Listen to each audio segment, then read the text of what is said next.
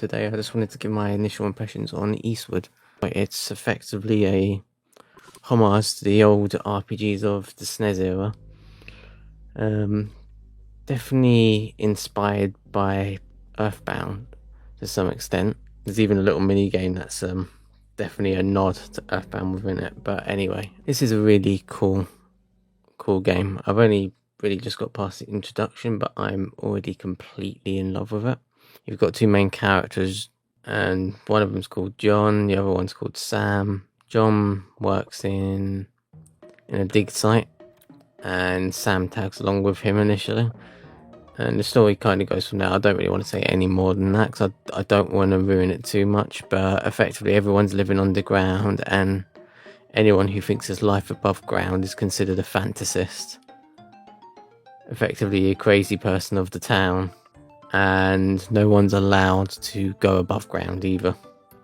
Going above ground is effectively a crime, and severe punishment will happen if you do so. But what I really want to talk about is, for starters, the pixel art in this game is fantastic. It really does pay homage to the olden days, but while actually giving it a modern touch. Most indie games these days just go for a really old school pixel style touch without actually doing it properly and just saying it's an art style when really it's just because it's easier to do. But these devs have really put a lot of effort into the art. I mean, there's a lot of detail there. It looks quite nice. The base resolution is 360p and it scales up, which makes sense for what they're going for. But there's so many little details going on within the scene. It's truly awesome. It's like you're looking at an old school game, but with some really good modern touches to it. It just comes together absolutely perfectly. My only complaint with it would be that if you don't have Antigua scaling, then the game is actually quite blurry. It also only goes up to 1080p, so if you've got an NVIDIA GPU, I highly recommend that you enable Antigua scaling, make sure it's enforced on the GPU. But visually, the game is stunning. Gameplay-wise, it is exactly like the traditional games of the SNES days. You go around, you explore the town, you do quests, you talk to people. There is a lot of dialogue in this game, and apparently there is a lot of padding, but that's either a good thing or a bad thing, depending what you're looking for. But the world feels very fleshed out. The characters feel alive.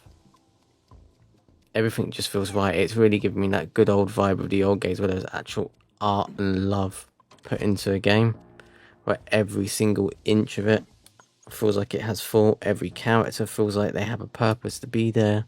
Even some of the dialogue does drag on a little bit. It's just fantastic. Control John and Sam on the fly. Sam has these, I guess, electric abilities. There's more to the story. Sam's basically sees another side of herself. She's got some special layman powers, effectively. And John, for the most part, at least at the start, wields a frying pan.